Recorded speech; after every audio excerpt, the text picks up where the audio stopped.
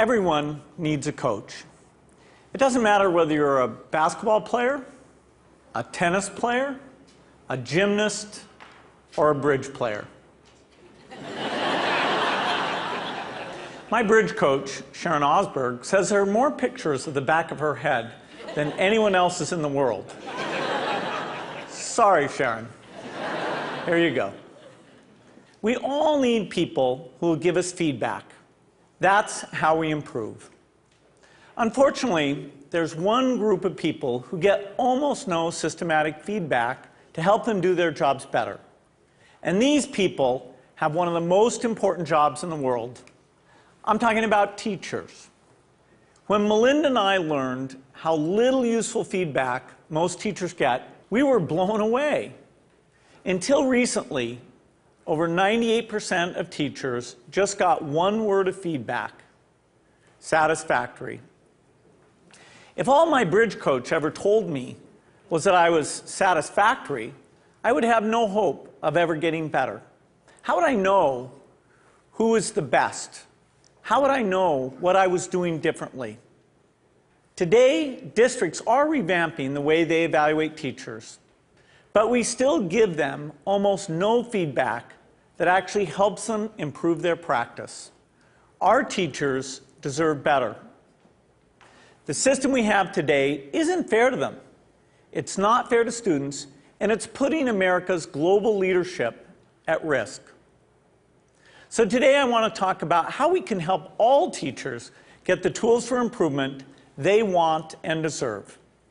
Let's start by asking, who's doing well? Well, unfortunately, there's no international ranking tables for teacher feedback systems. So I looked at the countries whose students perform well academically and looked at what they're doing to help their teachers improve. Consider the rankings for reading proficiency. The US isn't number one. We're not even in the top 10. We're tied for 15th with Iceland and Poland.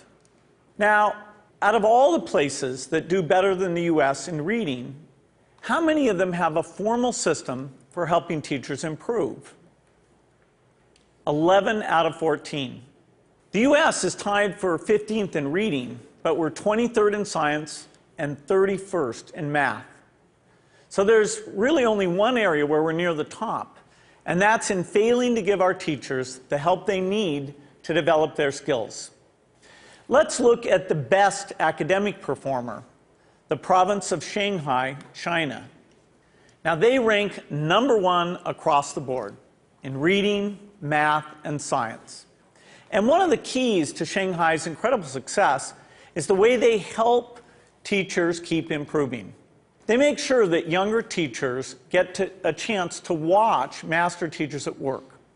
They have weekly study groups where teachers get together and talk about what's working. They even require each teacher to observe and give feedback to their colleagues. You might ask, why is a system like this so important? It's because there's so much variation in the teaching profession. Some teachers are far more effective than others. In fact, there are teachers throughout the country who are helping their students make extraordinary gains. If today's average teacher could become as good as those teachers, our students would be blowing away the rest of the world. So we need a system that helps all our teachers be as good as the best. What would that system look like? Well, to find out, our foundation has been working with 3,000 teachers in districts across the country on a project called Measures of Effective Teaching. We had observers watch videos of teachers in the classroom and rate how they did on a range of practices. For example, did they ask their students challenging questions? Did they find multiple ways to explain an idea? We also had students fill out surveys with questions like, does your teacher know when the class understands a lesson? Do you learn to correct your mistakes? And what we found is very exciting. First, the teachers who did well on these observations had far better student outcomes. So it tells us we're asking the right questions. And second, teachers in the program told us that these videos And these surveys from the students were very helpful diagnostic tools because they pointed to specific places where they can improve. I'm going to show you what this video component of MET looks like in action. Good morning, everybody. Let's talk about what's going on today. To get started, we're doing a peer review day, okay, a peer review day. And our goal by the end of class is for you to be able to determine whether or not you have moves to prove in your essays. My name is Sarah Brown-Westling. I am a high school English teacher at Johnston High School in Johnston, Iowa. Turn to somebody next to you. Tell them what you think I mean when I talk about moves to prove. I think that there is a difference for teachers between the abstract of how we see our practice and then the concrete reality of it. Okay, so I would like you to please bring up your papers. I think what video offers for us is a certain degree of reality. You can't really dispute what you see on the video. And there is a lot to be learned from that. And there's a lot of ways that we can grow as a profession when we actually get to see this. I just have a flip camera and a little tripod and invested in a tiny little wide-angle lens. At the beginning of class, I just perch it in the back of the classroom. It's not a perfect shot. It doesn't catch every little thing that's going on, but I can hear the sound, I can see a lot, and I'm able to learn a lot from it. So it really has been a simple but powerful tool in my own reflection. All right, let's take a look at the long one first, okay? Once I'm finished taping, then I put it in my computer, and then I'll scan it and, take a peek at it. If I don't write things down, I don't remember them. So having the notes is part of my thinking process, and I discover what I'm seeing as I'm writing. I really have used it for my own personal growth and my own personal reflection on teaching strategy and methodology and classroom management and just all of those different facets of the classroom. I'm glad that we've actually done the process before so we can kind of compare what works, what doesn't. So I think that video exposes so much of what's intrinsic to us as teachers in ways that help us learn and help us understand and then help our broader communities understand what this complex work is really all about. I think it is a way to exemplify and illustrate things that we cannot convey in a lesson plan, things you cannot convey in a standard, things that you cannot even sometimes convey in a book of pedagogy. All righty, everybody, have a great weekend. I'll see you later.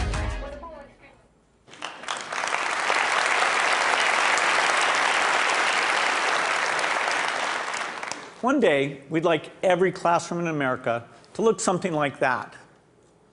But we still have more work to do. Diagnosing areas where a teacher needs to improve is only half the battle. We also have to give them the tools they need to act on the diagnosis. If you learn that you need to improve the way you teach fractions, you should be able to watch a video of the best person in the world teaching fractions. So building this complete teacher feedback and improvement system won't be easy. For example, I know some teachers aren't immediately comfortable with the idea of a camera in the classroom. That's understandable. But our experience with MET suggests that if teachers manage the process, if they collect video in their own classrooms and they pick the lessons they want to submit, a lot of them will be eager to participate. Building the system will also require a considerable investment.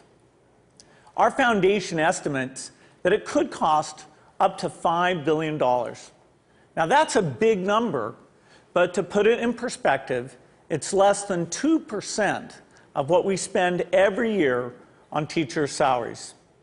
The impact for teachers would be phenomenal. We would finally have a way to give them feedback, as well as the means to act on it. But this system would have an even more important benefit for our country.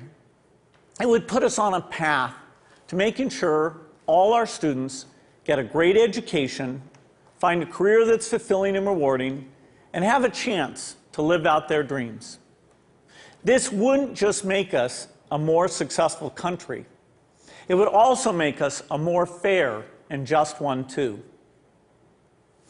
I'm excited about the opportunity to give all our teachers the support they want and deserve.